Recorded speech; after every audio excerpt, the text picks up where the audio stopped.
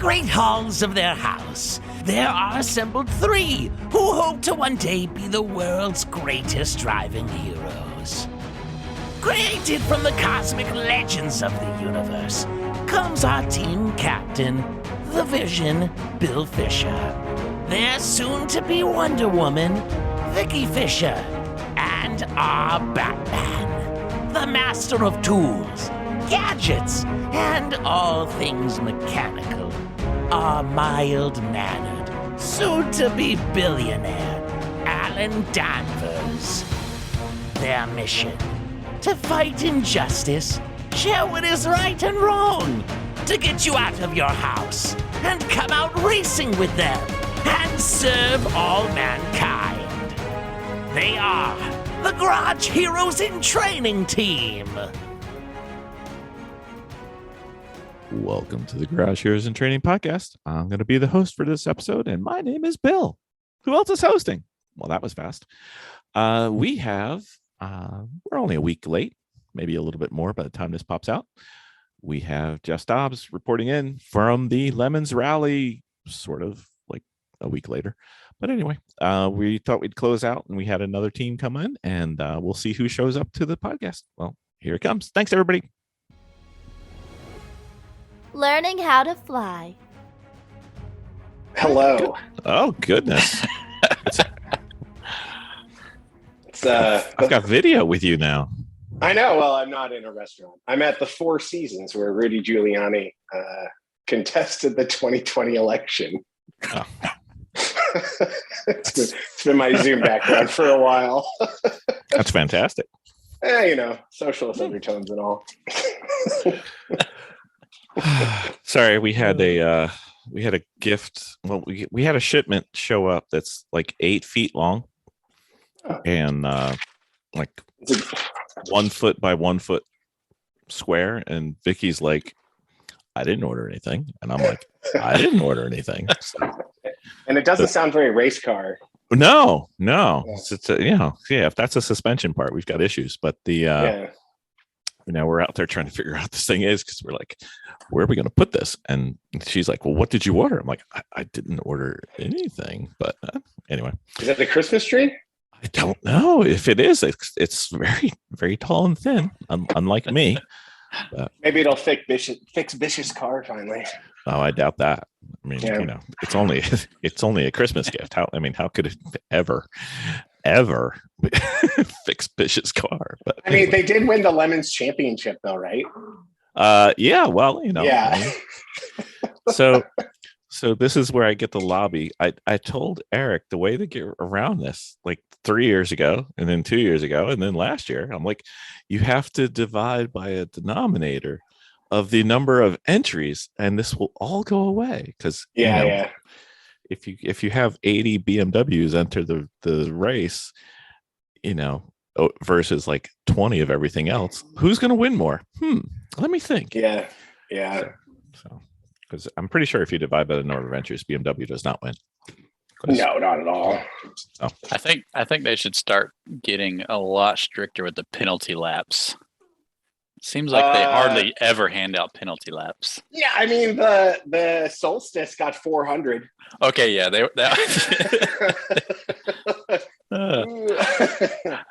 maybe not that many.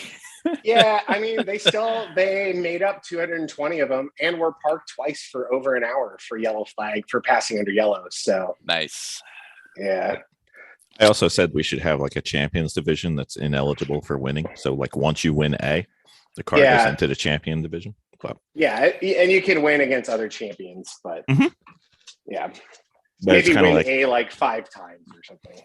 It's like an exhibition class, Yeah. Different car, you can do anything you want, but same car, Gotcha.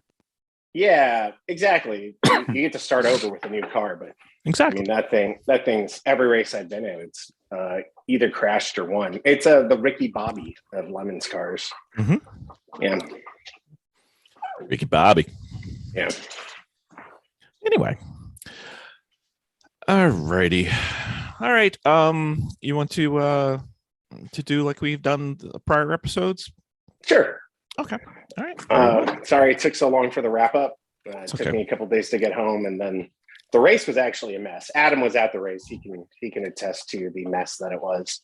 Well, I mean, the best part is this is so lemony not to finish anything on time and get to it whenever. So yeah. Well, and then you have to make sure all the points are updated and that we email the people that they're going to get their wrestling belts before we go out and do anything. So, but I guess we can get on to the winners. All right, very well. So first we have the honorable mentions, which the first one is going to be the Beef Squatch Award. And that's from Team Beef. It's what's for winners.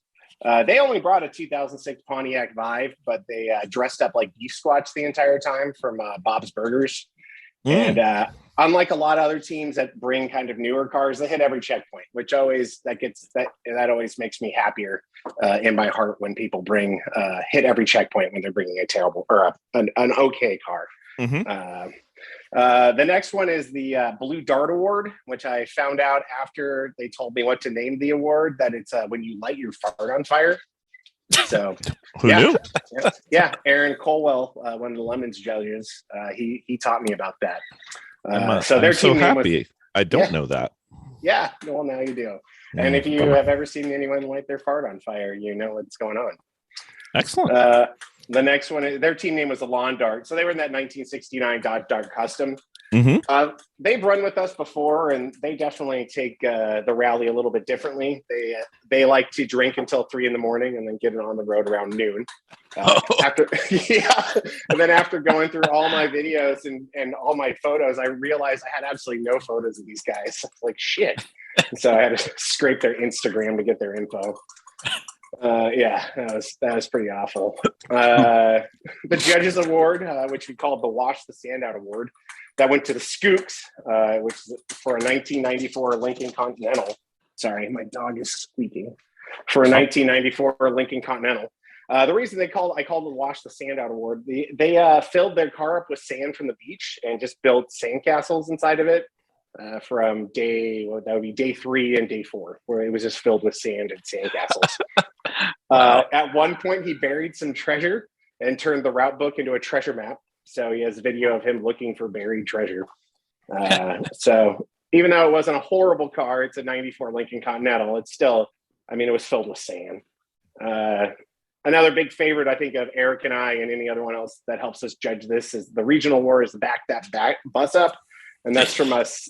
His Instagram handle is 6-Speed Jim. He drove that 5-speed Chrysler minivan in the last fall failage. So that's the I Like Big Buses and I Cannot Lie team. And we called it the Back That Bus Up Award. That was a 1990 international. So bringing big vehicles is always a good way to win lots of rally points. They went over a bridge that probably they shouldn't have gone over, the Old Town Bridge, which was a single lane wooden toll bridge. Yeah. And even then even the Peugeot was like every piece of wood I thought I was about to just fly up. Yeah.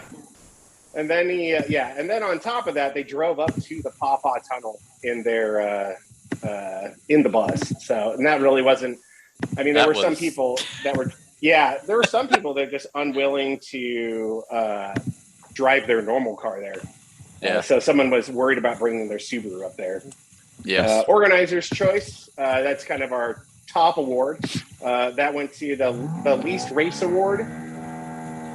Someone running a chainsaw? I'm hoping it's a chainsaw.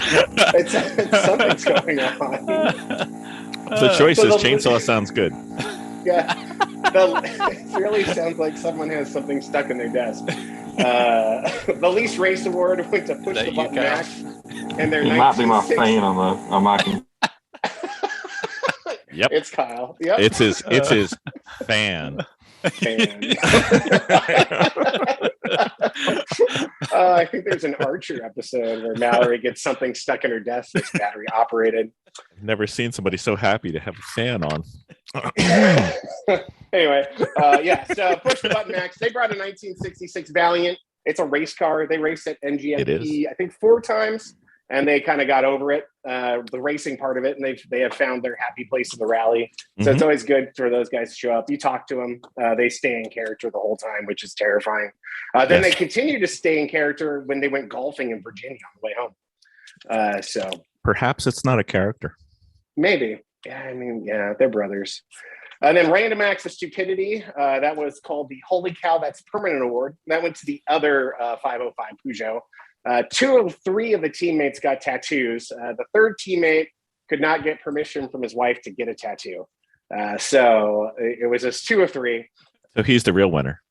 Correct. They got Peugeot lion tattoos. They actually look kind of badass, if I'm honest. They're pretty cool looking. Yeah, it's pretty cool looking. I mean, there's way worse tattoos I could end up with. And then for winners on points, we got number 3 was Mom Likes Me Best, and the 1988 AMC Eagle. And it still just blows my mind that AMC still existed in 1988 and was still producing cars, and still confuses me. Number 2 was the Krusty Crepe, which is Adam and Kyle's car in the 1982 Peugeot. It's a 505 also. Looking at the points, though, they were under the impression that they lost by 20 points. They actually lost by 120 points. Oh. Yeah, you should have thrown more stupid stuff and got a tattoo or something. Then you would have won. And then, as always, Team Punch Raff. They've won the rally several times. I think they just really don't want to pay for a rally. And they had the 2005 minivan, which was the Chevy Astro van welded onto the top of a Mini Cooper. I actually scored them out as 2 different cars when I scored them for points. So it was a really good rally. I had a lot of fun. I think it was a pretty good route. I was kind of annoyed that a lot of people took both routes on day 3. They did the ferry and then drove all the way back up to the start and did all the checkpoints again. So we, as soon as we loaded both routes into the Google Maps, it was actually easy to go straight south and then hit the lighthouse and the ironclad, and then hit the ferries and then hit the last 2. Yeah. I mean, I understand what happened. It was still like a 17-hour day, though. And yeah, we left the hotel at 3:30. Yeah, I didn't expect. Eric and I always try to do like an extra route. I think I mentioned on the California rally, I found washed out roads and washed out bridges and made that part of the route. And people still drove that. They drove in a Grumman meter maid car on washed out roads and bridges. I don't know what to do. Yeah. You should know by now, there is no limit to the amount of stupidity in a Lemons event. I know. I'm at like 30 Lemons events now, and I still just am shocked occasionally. Just like, man, they're really going to do it. They're going to do that. Okay. Yeah. Well, so the crazy ones were the guys that they went for the ferry and then drove all the way back up to the lighthouse. Yeah. They did 12:30 at night. Yeah, they didn't. Like, there's no way. I don't think they checked the map. Like, they're like, okay, we'll just do this one and then we'll do that one. It'll be fine. It's like, yeah, they didn't check the map or the ferry schedule. Correct. Yeah, we were sitting there like, are they going to make the first ferry? Because if they don't make the first ferry, they're not making the second ferry. Yeah, and that was the thing. You could technically get stuck on Ocracoke overnight, which I was trying to get people stuck on Ocracoke overnight. We were close to missing the middle of the day ferry. Yeah. So what happened on the end? The reason that we are here nearly a week later, what happened at the end that created such a calamity? I guess that would have been Friday night. Oh yeah. So a truck, a car or a truck was missed the turn into Road Atlanta. There's 3 gates. So somehow they missed gate 1, gate 2, and then gate 3 is closed right now. For smaller events, it's never open. Right. And gate 1 is technically also closed, but you can get to gate 2 from gate 1. So Dum they slammed on their brakes at gate 3. And I have no doubt that it was someone participating somehow in the race. And so a truck slammed on its brakes and crashed into a couple other cars. Another car flew off into the ditch. And so the truck, because it dynamited on its brakes, it lost its airlines. And so the brakes were just locked up. So it was across both lanes. So the entire roadway in front of Road Atlanta was closed. And someone did tell me that there was an alternate route through a neighborhood, but I've only been to Road Atlanta 3 times. I'm not from Atlanta. I had no idea where they should go. So I had all these frantic phone calls. What do we do? And I said, I don't know. Wait in traffic. Go get something to eat. There's nothing I can do for you. I can't help you. I felt bad about that, but we had no control over the accident. So then we started awards at 8 o'clock, and I think we got done around 8:30, 8:45. And literally, as I said, thank you for coming on the rally. I really appreciate it. The tow truck drove away with the semi. So that's just kind of how it works out most of the time, it seems. It's rather lemony. It was a suiting end. Yeah, I mean, I wasn't upset. I think only one team that won didn't make it, so it wasn't a huge deal by any means. So not to distract from a Lemons rally, how is Road Atlanta's Festival of Speed?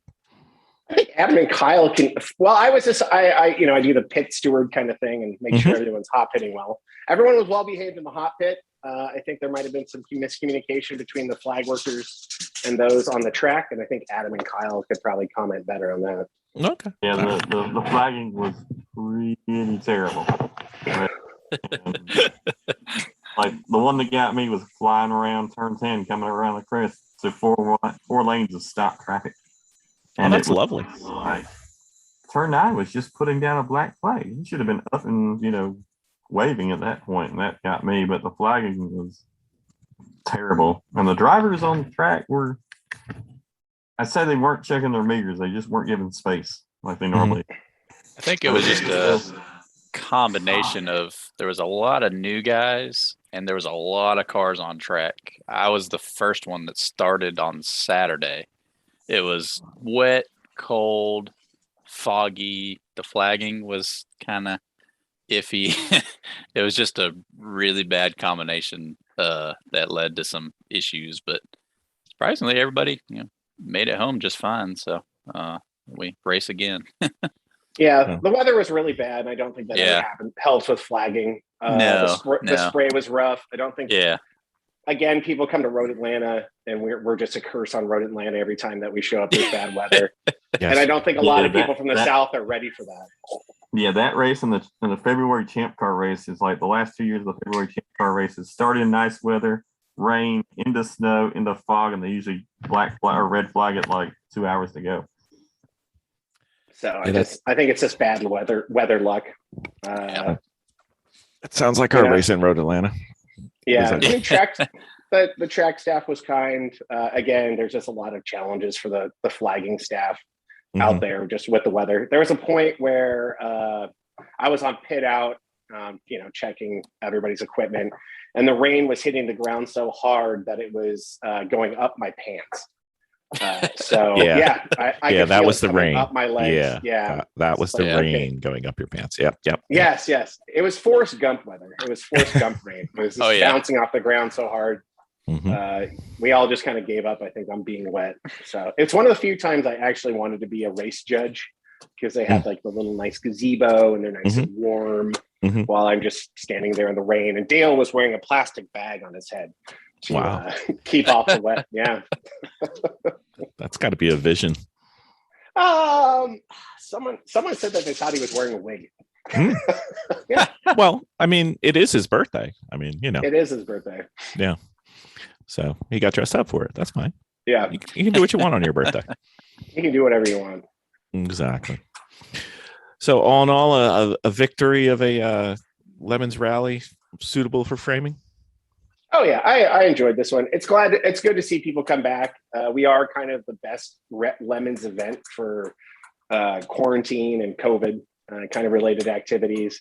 We can do most, if we want, we can do most of our registration online. We can have people send in photos. Like at the Colorado rally, I just yelled at people in their cars, gave them points and sent them on their way. Yeah, threw wristbands at them and said, "Get out of here, nice, dirty cretins." And they were on their way. But it's just great. It's just good to see people back. I think just at all the events, you guys probably see that at all the races that you go to, that there's just more people. And you can actually interact with them. And this was a self-debishing rally of sorts. I mean, yeah, he'll get another chance. I want him to work the rallies more often, so I'll definitely give him a chance. He can't control whatever happened to the Saab. I would recommend one thing though. You make a requirement for him to work the rally. He has to drive in a car that's not Donnie's.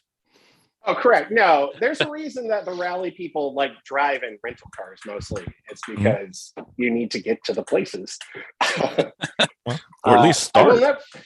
I will never. Yeah, at least I mean he made it to the meetup.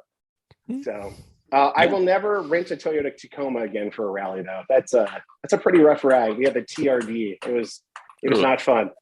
Peugeot's probably better than that. We drove Andy DiDeRossi from Detroit Bus Company. He bought the other Peugeot. That's right. Yeah. And we went to dinner in it, and it was heated seats. I got to drive it. It was fantastic. It was great. Yeah. Ours was not that great. No, I mean, yeah, I have no doubt. Like whoever owned that one definitely liked it. Oh yeah. Turning on the headlights is very enjoyable. Like the pushing thing. Oh yes. Does it make that noise we had before? Or? No. It clicks. Different. It's like a click. You have to push on what usually would be like the turn signal. You kind of smash on it and the lights turn on. So that's very French. Wipers are the same way. You have to click the wipers and then turn the stock for intermediate or lower high. It makes it really weird when you're trying to figure out if the wipers work or at all. Correct. Yeah. See, ours is a little different because our horn, when you press the headlight stock or the turn signal stock, that's our horn, and you twist that to turn the lights on. It's probably the same thing in the Andes. I was just smashing on things until the lights turned on. But trying to honk the horn and flash headlights at the same time is impossible. Yeah, and it's kind of funny because the new Grand Tour thing that came out today is about French cars, and now that now that I've driven a French car, I was like, yes, you are correct. It is a strange occurrence. It's a weird thing to do. So speaking of French cars, I don't think we've introduced Adam and Kyle. I believe you both were partaking for some reason. Yeah. In a French vehicle. Glad to be here. Yeah. It popped both up in on the 82. Yeah. The car originally popped up on I think it was on a Lemons page on Facebook, like $200. The motor was seized sitting in a field in Tennessee. And we were like, do we do it? That seems really dumb now. And then like 2 or 3 weeks later, it was still for sale. We were like, screw it. Let's do it. We're like, we'll just get it unseized and put a head gasket in it and take off. Where can it be? And right? So it never came unseized. We took the motor apart. There was a valve that had actually fused itself to one of the pistons. So that entire motor was trash. Sure. Why not? So then we just had to go down to our local junkyard and find an 82 Peugeot turbo diesel engine. And yeah. I bet those are super. Those are probably super common in South Carolina. Yeah, every single junkyard's got one. Yeah, at least 2 or 3. It's like which color do you want? Yeah. Yep. Yeah. Luckily, we found one sitting in the woods of North Carolina that had been parked there for 30 years, and pulled it out and slapped it in and drove it like 3,200 miles. Wow. With a rear main seal leaking a quart an hour-ish. That's fine. That's fine. That's just that's Lemons Rally rust prevention. Yeah, I just put it on the trailer to take it to Augusta, and it probably lost half a quart of oil in my tank.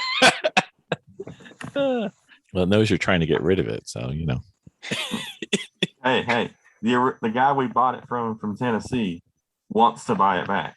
Yep, because it's running now. Yeah, for all $200. Running and want to sell it? Give me a message. And I messaged him back and forth, and he followed us on the rally, and he was like, he wants it back. He's now got a house again, so he can a garage. And I'm like, look, parts on too. We'll drop off the other one.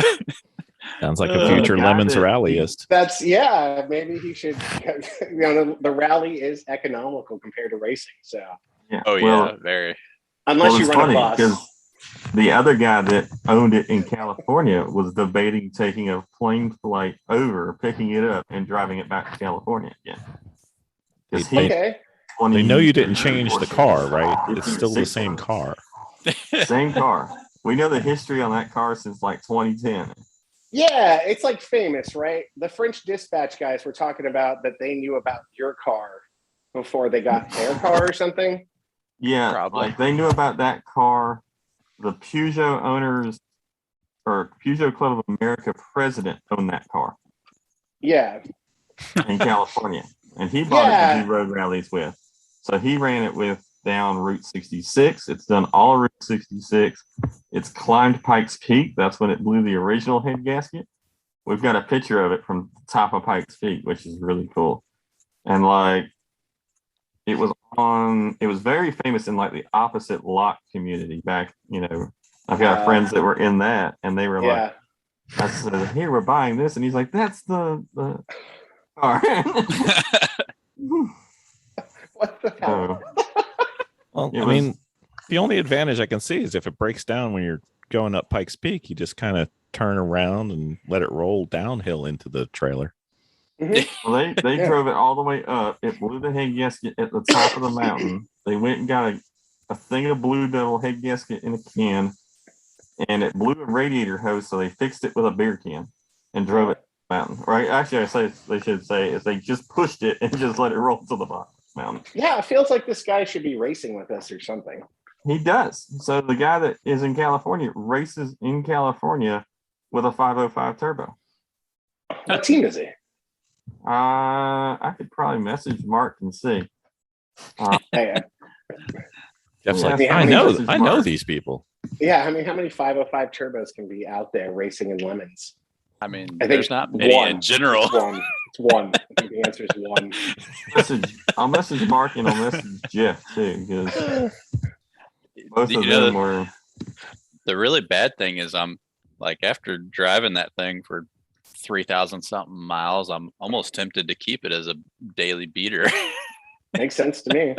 That's the hardest part about the rally, is like letting go of these cars that you. Yes. There's only been one car that you literally, it was like going to go to the crusher, and here it is running around and going for more. Yeah, the only car I like willingly gave up was I rallied at MG Midget, and then we crashed in Seattle. And it just spent the whole time trying to kill us. So we had to drive back to Minnesota. So Brad Brownell with Radwood, he offered me $300, and I was like, deal. And I just handed him the title, and I was done. So you got rid of the car and only had to give him $300. Yeah, Bridget the Midget was she nice. She was just trying to murder us. So then we took actually one of Donnie's cars back, that turned into Dora the Explorer. We took her back. That turned into Albert Winsel's ride for one of the rallies that they turned into like a ute. But it was a wonderful ride. Doris the Explorer. And then who else owned it? Eric Rude owned it for a little while. It was in his garage. So these rally rides definitely get around a little bit. Yeah. I think we may have to get Eric to go through his Excel sheets that I'm sure he has and figure out exactly how many Lemons rally cars have been former Donnie cars. Ooh, I mean, could be a lot. It could be a lot. Yeah. I mean, the overall population of the United States is probably a pretty high percentage of Donnie's cars. Yeah, I mean, that guy owns a lot of cars. Yeah. And they're at different people's houses. They're just everywhere. Yeah. I think he's going for one in each state. I think is his goal. He's probably working on his second lap of that goal. But anyway. Yeah. So Adam, what stuck out from the rally for you, sir? It's hard to say. This was of course our first rally, so we just had to go straight for a horrible French car for our first rally. That people are fighting over. Oh yeah. But I don't know, just the whole thing in general was just a really fun trip. It's like people keep asking me what it is, and the easiest way I've found to describe it is it's like a long distance scavenger hunt is like almost the easiest way I can describe it to people. But just trying to find like the history and find all the checkpoints and all that stuff and mapping it all out was really fun. And of course I was kind of the designated mechanic guy, so every time the car broke I was climbing underneath it or trying to get the brake caliper unstuck at the Buchanan's birthplace at 1 a.m. Stuff like that. Yeah, but, that was pretty dark there too. There wasn't any of those light things. Yeah, I'm glad I brought we all brought like our brightest flashlights because we ended up doing about 3/4 of the checkpoints in the dark. So Yeah. we just like roll up. We'd all turn on our flashlights, take a picture, and then roll out. Yeah, that was like me. Like the day before I was leaving, I was like, "Ooh," I was in Tractor Supply. I was like, "Ooh, nice flashlight," and I bought it. I was like, "I need this." Oh, and we never aimed the headlights till like we drove the entire first night. We're like, we can't see shit. And then the second night, we stopped at a Lowe's for the paper supplies. Yeah. And I sat in the parking lot and was like, I'm gonna adjust these headlights. And I just turned them all down about 50% because the rear end was riding on the bump stops with all of the weight in the trunk. Mm-hmm. So the headlights were just seeing the tops of the trees. So yeah, after adjusting the headlights, we actually could see at night. That sounds fantastic. Kyle, what was your highlight? Anything? I really enjoyed some of the checkpoints, like even day one going out, the really dumb route going out to the Austin Dam. Mm-hmm. That really interesting checkpoint with going out, especially when we get there and it's dark. So we roll up and we're like, well, where is it? And we're sitting there, we're running through the night. So we go down the dirt access road, which is, of course, snowy, and nobody had been down it. Like we had seen guys come in, hit the sign, and left. And we roll all the way down to the dam, and that was a really interesting sightseeing thing. It's probably something that you never go out to because it's literally in the middle in nowhere. And then a couple of the other checkpoints were really neat. The hang glider spot, and I guess it was Pennsylvania. Yeah, Hagerstown. Yeah. Yeah, it's right on the Pennsylvania and Maryland border. Oh, okay. That was cool, especially when we got there at like 2 a.m. to see it. And they're like, do not go past here at 8 o'clock. There was many times they're like, these signs say they're closed. Well, we're just gonna be quick about it. Well, it does say specifically in the rally rules to not break the laws. So that's on you. Well, we ran into the guys in the bus over at what was it? What was the name of the burned down house? And which they got one? to us. Huh? Which there's a couple burned down houses. Oh, the one at the vineyard. It was in Virginia. The Barber Ruins. Yeah, the Barber Ruins. That was it.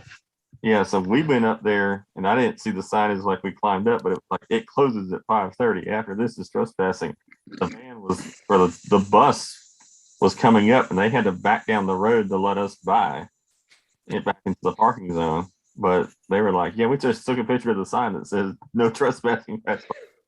Yeah, that counts. But yeah, I mean, you can't not give them the points. It's like it says trespass. Yeah, no, I'm not encouraging to. I mean, you have the opportunity to make your own decision. That's it. It's up to you. Pretty much. Yeah. The answer is don't do it, but I mean, it's all up to you.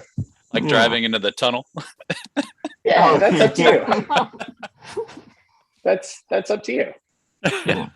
Because that was the funny thing about the Pawpaw Tunnel was like, because you had the bus that backed it all the way back, is that the only reason that gate was open was because they're doing construction. Normally it's blocked off, so you have to walk down to it, so you can't park up there. So we walked the Pawpaw Tunnel and came out and then met one of the construction guys just through a Peugeot with the hood left up on the hood. He's like, did they break down? Why are they? So, fun time. It's a Peugeot. Did they have to ask if you broke down? Yeah. I think he didn't even know what it was. He was trying to figure it out. That's something that happens a lot. I always just loved it when we would park somewhere and then come out and people would be standing there like looking at it, and then you start it and it's just like making all these noises, and they're like, what in the heck? Yeah. But then you find people that are like, that saw it and they're like, I haven't seen one of those in like 20 years. And they're like, they knew exactly what it was. So it was fun to see both stories of it, both sides of it. And the guys that remembered them and the people are like, what the hell? Especially driving through the college campus. Yeah. We were rolling through and it's just, people would look by and they're like, "What in the world is that?" Well, it's way older than they are, so I mean, I think. Well, Adam, isn't what year you were born, Adam? Ooh, 93. Yeah. So the part was totaled out. That was the thing with the parts car. It was insurance totaled in 91 or 92. Nice. It's been crashed longer than he's been alive. So have you guys decided the long-term plan for this car? Are you going to get into a bidding war between the two competing people who want this thing, or are you going to hold on to it? Or Luke and Baby thought of holding on to it. Adam sounds maybe interested. I'm out. I don't have room for it. My idea was run the rally. At the end of the rally, wash hands. Like, I'm gonna part out some more of the parts car. Some guys gonna come for the 5-speed out of it to put another one back on the road that has a blown automatic trans. But after that, I'm gonna pick up the parts cars, get the last little bit, part it out kind of thing, because there's always guys looking for parts, and then it goes to the scrap. So I believe I think Luke is going to teach his fiance to drive manual in the Peugeot, and then he said he's done with it. So I'm not sure what. Sounds like Adam's got a new rally car. Yeah. or you could do something interesting and stop racing a Miata and do something funny. I've thought about it. Yeah, I took that as Luke doesn't want his wife to learn how to drive a stick because. No, Luke doesn't want to teach her on the 850 BMW. That'll do it. Luke wants his wife to learn how to work on a diesel. That's really Yeah. Well, it's funny because his whole fleet is stick shift. So she's got the automatic car. He's got the Excursion, the Vet, and the BMW. They're all stick shift. It's just a Vet. It'll be fine. Yeah. No one's gonna miss it. Yep. Yeah. Actually, Bill, you should. I forgot to mention they all got their own French names given to them by Shelley during this rally. Shelley runs the Dirtsons team. Mm-hmm. So I can't remember who's who, but they have their own French names and their own definition for the French name. Oh, oui. So, yeah, merci. Adam, which one were you? I'm looking now on Shelley's. You don't remember your name? No. I can't remember. Sounds like a good rally if you can't remember your own name. All right, Luke is Claude. Yep. Which means Gaston is Adam. Yeah, that's right. I'm Gaston. Yeah. Which is guest, I think. But... Yeah, you're guest. Yeah. And then Kyle is Pepe. Yeah. Which meant because 6'3" Canadian dude, hairy dude, Pepe. I mean, that's fair. Yeah. Did Jeff get a French name, or was he exempt from this festivity? I think I was exempt. I was trying to get Shelley to encourage them to do more dumb stuff on the rally. They just would have had a theme. Yeah. I've learned my lesson, and next rally, as soon as I got home, of course, my girlfriend now wants to do a Lemons rally. So fantastic! So my next brilliant idea is a 60s Beetle Pan kit car with some kind of really dumb theme, and just absolutely, leave the starting line with like 1,000-point lead. Yeah, that's the most points you can get is a Beetle Pan kit car. Yep. I couldn't even get one running. I had a Bradley that I was going to call the Bradley Brownell GT. Wow. I couldn't get it going. We sold it for $1,000. Yeah, we sold it for $1,000. It had original Weber DCOE cards on it, which would have gone on eBay for like $3,000. But we're giving you like a $2,000 discount to take the freaking car away. Take the car. So this guy who makes trikes bought it and throw the engine on some trike of his or something like that. Yeah. Yeah. Well, I mean, Jason's got an old. It's a dune buggy that was from a Beetle at some point in its life. So he rolled it years ago, and they were looking at fixing it. And he's like, all it needs is like a control arm. That's it. It just needs a control arm, and everything will be sweet. So Yeah, I mean, a Baja Bug is kind of like a kit car. yeah. Well, this I is mean, like, you're doing. so like the floor is the original Beetle, and they just cut everything else and made a tube frame chassis out of it. Well, that is a kit car, in my opinion. Yeah. Yeah. Sounds pretty lemons. So Sounds like you're gonna die. So that's a Yeah. kit car. Yeah. Yeah. It's got no roof. I mean, No you know, roof. I don't even think it has a windshield. So figure that out. yeah. Yeah, I got helmets. that's all you need. That's a Chop Top challenge right there. You're a couple tons of sand away from Sandcastle Part 2. Yeah. Yes. So, Adam and Kyle, it sounds like you want to do this again. I'm sorry. Yeah. I do. I don't know about Kyle and Luke, but I'm I'd be definitely down for interested. another one. I just have to look at the schedule and stuff. But Yeah. The week long one was interesting because we left out Sunday. Yeah, I left my house Sunday at 6:30 a.m. and then drove to pick up Luke, who's about an hour and a half from me, and then we drove to pick up Kyle, who's another hour and a half from him. So I was in the car for like 3 hours by the time we finally got all of us in the car, and then we started heading north. Yeah. Well, I was surprised. I was like, hey, look, the car showed up at my house. So maybe 20 miles on the car before Adam left. Yep. Well, it's good enough. Like, we were just starting knocking down the state checkpoints. Like, oh, look, we're in North Carolina. Oh, look, we're in Virginia. Oh. So, little backstory. The car, we never even drove the car till the Friday night before the rally. And I drove the car home from work Friday night. Saturday, I was like, I'm going to run to the parts store and grab a few cup holders because this car has 0 cup holders. On the way back from the parts store, the oil cooler hose pops off that we had to kind of custom rig because, of course, no one has oil cooler lines for a 82 Peugeot. And it promptly drained all the oil out of the engine to the point where it stalled. And then I pulled over, put the hose back on, filled the oil back up, and then drove it home and fixed the line so it wouldn't pop off again. And somehow it's still running. That sounds fantastic. Cranked right up a minute ago. Looks like a brake train on cold start. But so we were, by the time we made it to Pennsylvania, we were like, man, we're halfway done. Well, we thought that was really about a quarter, maybe. Yeah.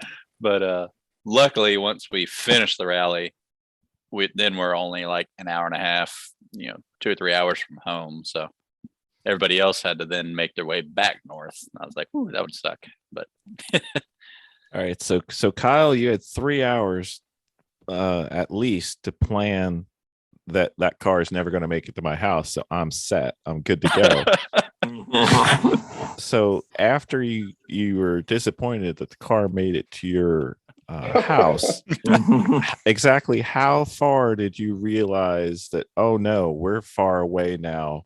I've really got to worry because it's no longer I can walk home. Well, the whole idea is the week before. So Adam had the car, was getting the car ready. I spent the time and did like an oil change in my pickup truck and had the trailer hooked up to it. So it was ready to rock and roll with a phone call. Even if that phone call was in like Pennsylvania, and be like, you call up my parents and be like, all right, get in the truck and come get us. But if it broke down, the idea was like, load one of their cars on the trailer, come pick me up. We were going to load the Peugeot onto the trailer. And the idea would be is like every pit stop, unload the car, take pictures, load the car back on. You guys must have been hanging out with Speedy Cop. Yeah. Yeah. That was just a backup plan. Yeah, that was the backup plan. But the truck sat there all week, and we were close. I was close to snagging it on last day, because the last day Adam put like one of those universal fans with the zip ties, and it rubbed in the radiator, the only radiator that you could find In the country. Literally like 10 minutes from the house. I was like, do I go pick up the pick and just follow the Peugeot around and then just tow it home kind of thing? Because when we made the last stop, so we went up Paris Mountain, came back down Paris Mountain, and I actually stopped at my old work. So the O'Reilly's that's in the picture on the Instagram is where I used to work. And so it was funny when I walked in and went and got a whole thing of stop leads, a piece of hose, and we were trying to make it work. And the guys that came out were just laughing at it because they hadn't seen one in freaking years. You could hear it inside the building just clacking away as the diesel's just idling away. But they loved it. So, but yeah, that was still. I think that car put 3,300 miles on it. Yeah. Rally route. I was like, oh, it'll be like 2,600 miles. No, it was. Nah. When we got it home.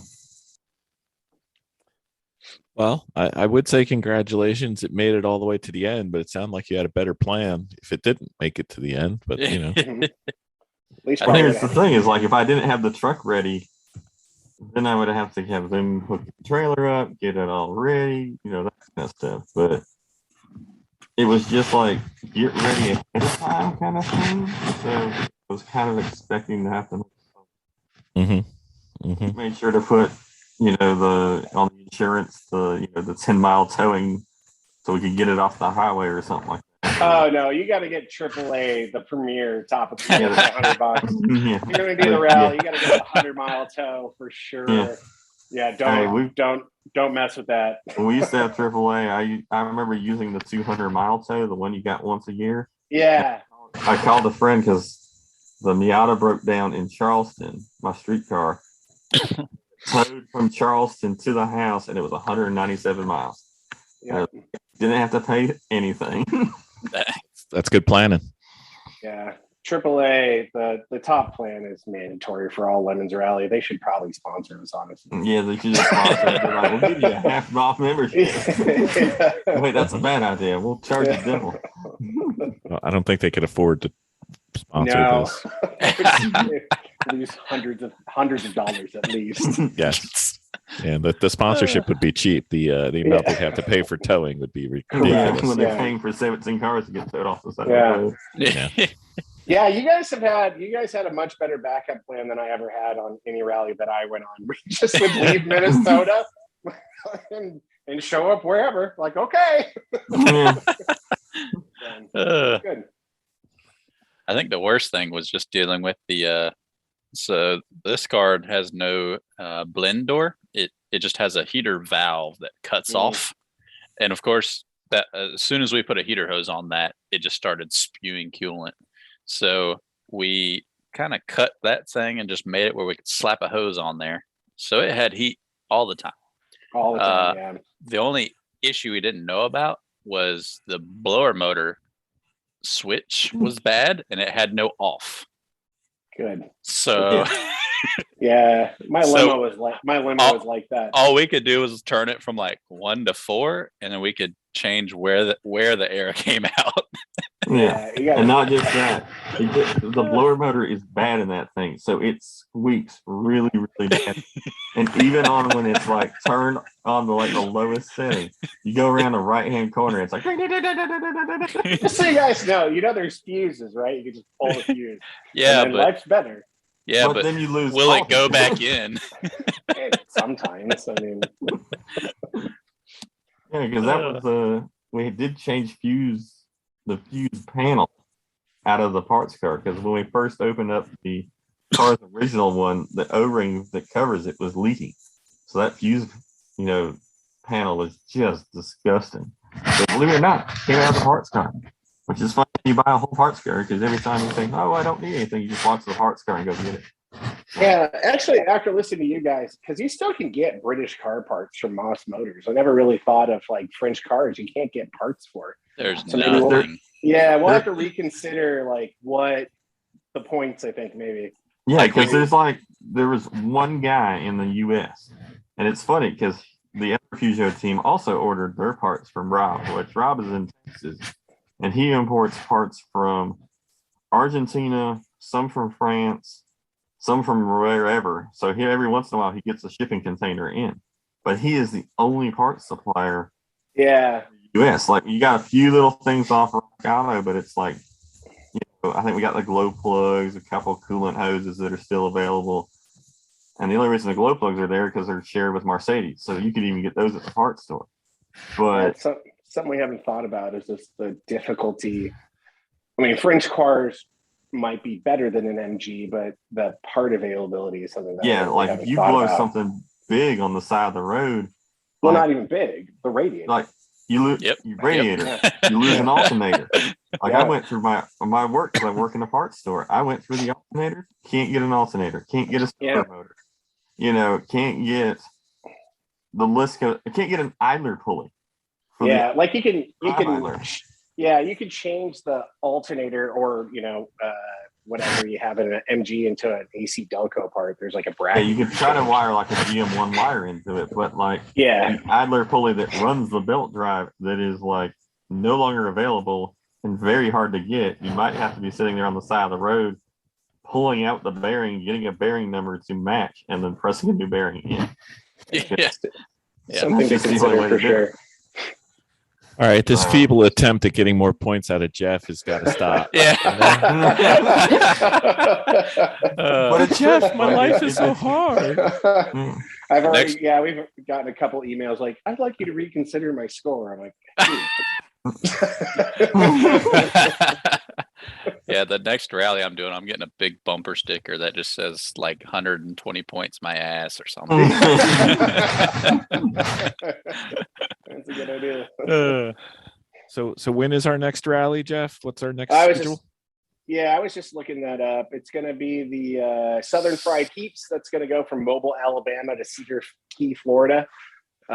Cool thing about in Alabama, we're working with the group that runs the USS Alabama, the battleship down there. So the pre-rally will probably be at the battleship for a kind of like a group tour around 3 to 5 p.m.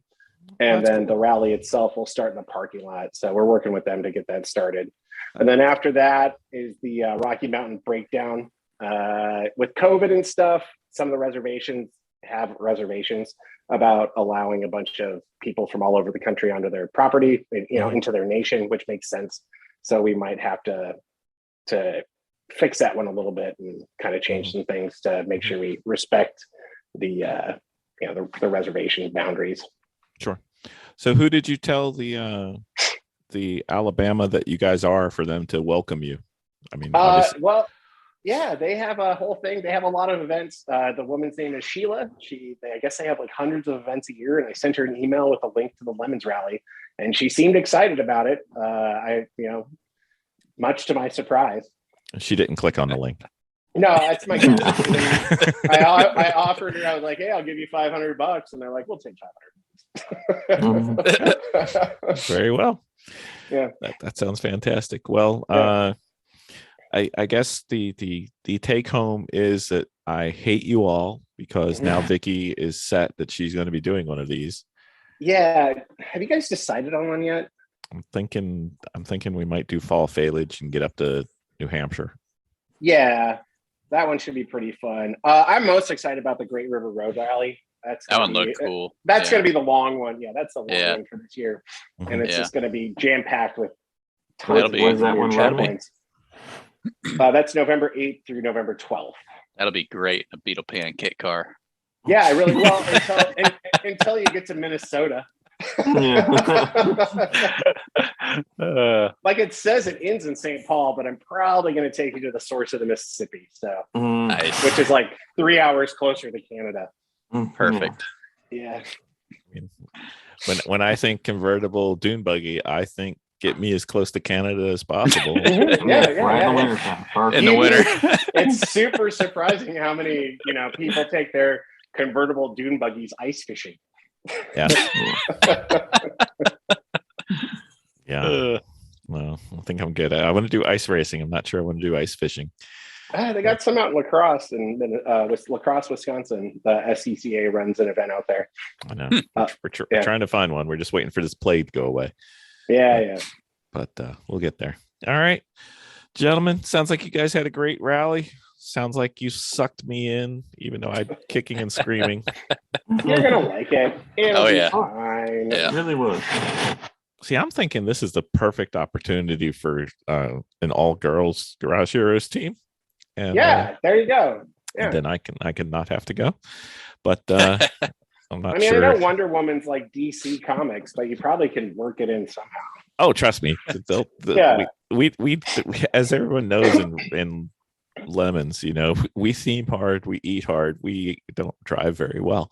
So you know, we're probably well You've been suited hanging to out a with rally. Curtis and Craig too much. Yeah, well, once is too much. But anyway, just kidding.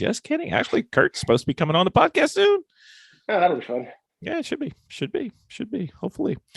Well, thank you, Kyle. Thank you, Adam. Thank you, Jeff. Yeah, thanks for having us. It was All fun. right, thanks a lot. You guys have a great night. Yeah, too. see you next time. Thank you. Bye.